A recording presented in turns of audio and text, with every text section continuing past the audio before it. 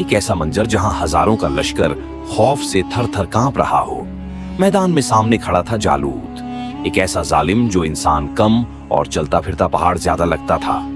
Sir से पांव तक लोहे में ढका हुआ जब वो ललकारता था तो किसी में आगे बढ़ने की हिम्मत नहीं थी। लेकिन इस डर के माहौल में एक नौजवान आगे बढ़ा, हजरत दाऊद। ना जिस्म पर कोई भारी जिराह, ना हाथ में कोई तलवार, बस एक सादा सा लिबास और हाथ में एक मामूली सी गुलेल।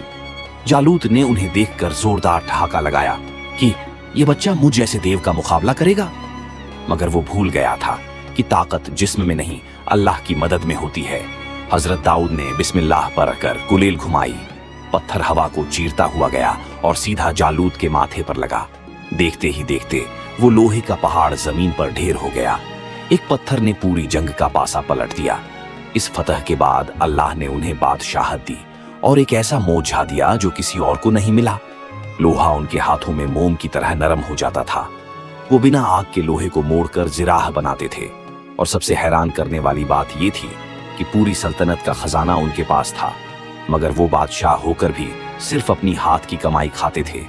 ये थी हजरत दाऊद की शान, जो मैदान में शेर थे मगर अल्लाह के सामने फकीर थे।